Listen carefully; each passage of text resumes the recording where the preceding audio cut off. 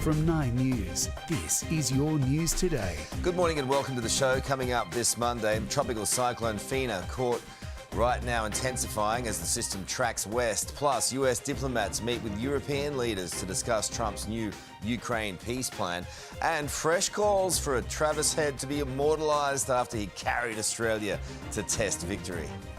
First up, though, we begin with breaking news out of Western Sydney, where a man is in hospital after being shot during a home invasion in Penrith, with the offenders still on the run. Police say 3 men broke into a home late last night, shooting the 26-year-old in the leg before fleeing the scene. He was rushed to hospital in a serious but stable condition. The search for a swimmer missing from Nora Head on the New South Wales Central Coast will resume today.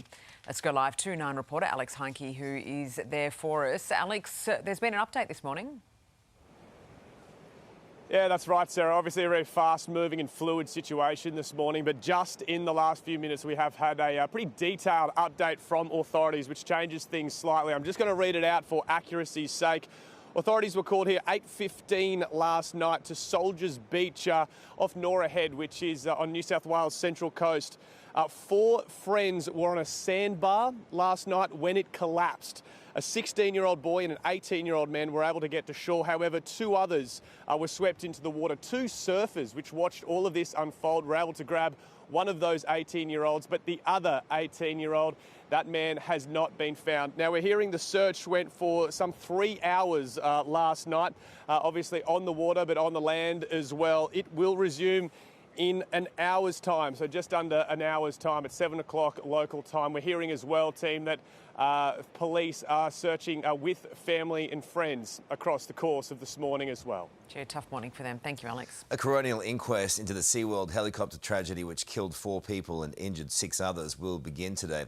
Let's go live to Today Queensland reporter Andrea Crothers in Brisbane. Andrea, the coroner will look into a wide range of issues. Yeah, Carl, but specifically how and why this catastrophic crash occurred, what can be done to ensure this tragedy never occurs again. This was a collision which killed 4 people: Sydney mother Vanessa Tadros, pilot Ashley Jenkinson, as well as British newlyweds Ron and Diane Hughes. It seriously injured 3 others. This was as 2 scenic flights. One was taking off, the other was coming into land. It follows on for the Australian Transport Safety Bureau investigation, which found a number of compounding failures. So now this one's to come. The inquest is set to run for 2 weeks. Carl. Andrea, thank you. A supercell storm has rained down on southeast Queensland as hail up to 8 centimetres in size pelted the region, smashing windscreens and damaging homes. Powerful lightning struck southern parts of the state around the Gold Coast and Logan as wild winds and heavy rain moved north from 7 o'clock and into the night. Yeah, boys! Brisbane also treated to a light show but was spared the brunt of the storm. Tropical cyclone Fina has intensified to a Category 4 system as it moves away from the Northern Territory and tracks towards Western Australia's Kimberley coast. Residents across Darwin are this morning in clean-up mode after the system skimmed past Darwin as a destructive Category 3 system. Heavy rain and destructive winds of up to 100 kilometres an hour uprooted trees, brought ceilings down and sent sparks flying, with 20,000 homes losing power. Thankfully, no injuries have been reported. 9 out of 10 business owners in Victoria are fearing for their employees' safety amid the state's growing crime crisis. Theft, vandalism and staff abuse are the main concerns for businesses, according to a survey by the Victorian Chamber of Commerce. With half of businesses facing crime every week, they're calling on the state government to introduce tougher penalties. Well, more polling woes for Liberal leader Susan Lee this morning, with Andrew Hastie firming as her top rival among voters. Let's go live to Today Federal Politics reporter Liz Daniels. Liz, she is still the preferred opposition leader for now. She is, but Susan Lee went on a media blitz last week to sell her party's new energy policy, and it has done little good to improve her standing with voters. When they were asked who should lead the Liberal Party, 21% in the latest news poll said stick with Susan Lee.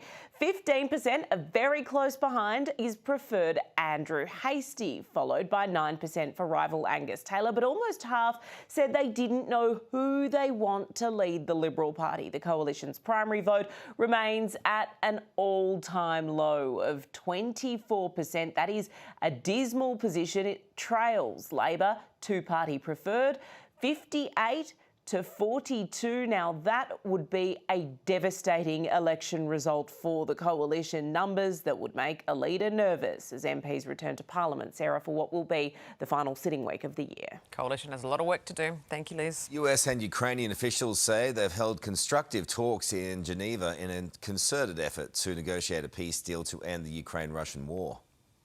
We've had probably the most productive and meaningful meeting so far in this entire process since we've been involved in from the beginning. Let's go live to Nine's Europe correspondent Mimi Becker in London. Mimi, it is all sounding seemingly positive.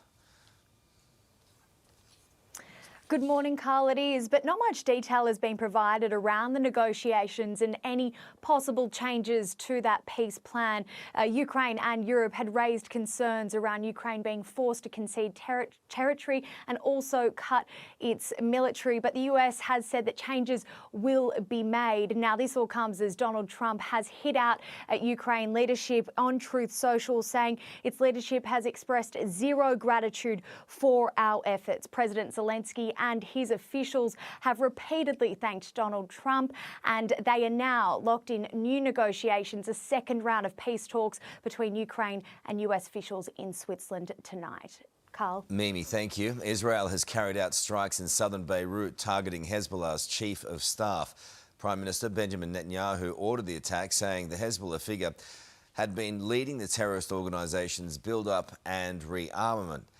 Lebanon says at least one person was killed and 21 others were injured by the strikes. The FBI has completed its investigation into last year's assassination attempt on US President Donald Trump at a Pennsylvania campaign rally. After more than 1,000 interviews and 2,000 tip-offs, agents concluded 20-year-old shooter Thomas Crooks acted alone and without a clear motive. He was shot and killed at the scene by Secret Service officers. There's been a huge twist in the Formula One in Las Vegas. McLaren's Oscar Piastri and Lando Norris both disqualified from the race. Here is US correspondent Jonathan Kersley with the latest.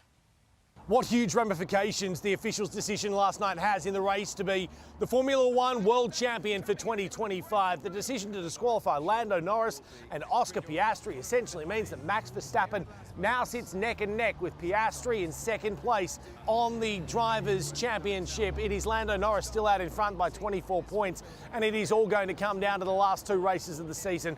Qatar and Abu Dhabi, 58 points up for grabs. It's going to be a fascinating and exciting end to season 2025 for Formula One. Aussie rock legend Jimmy Barnes has performed at a pop-up show in Melbourne, thrilling hundreds of fans at a free Sunday afternoon concert. The Cold Chisel frontman hit the stage alongside Ian Moss and Kate Sobrano, belting out crowd favourite classics.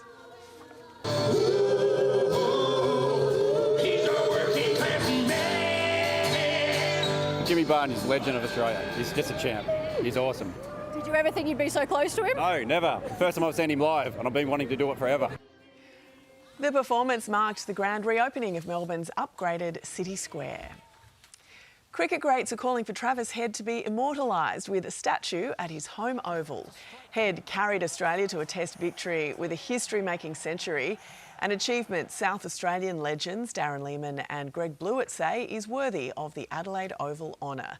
It was the second fastest century in Ashes history. Amazing stuff. Let it be. I will concede. Men will outspend women at this year's Black Friday What? sales. Come The off, it Australian says. Retail Association predicting men will spend an average of $882. Whew, that's $132 more than women. I There you go. refuse to believe that. True. A total of $6.8 million is expected to be splashed across the Black Friday and Cyber Monday sales. Maybe that's billion. Maybe. Take a look at the weather across the country. You definitely spend more than we do. I don't know about A that. nice start to the day for Brizzy after the storms on the Goldie too. It's going to be okay, but there's still the chance of severe storms later on today as well. A partly cloudy Monday is ahead for Sydney, Canberra, Melbourne and Adelaide, while Hobart and Perth can expect a shower or two.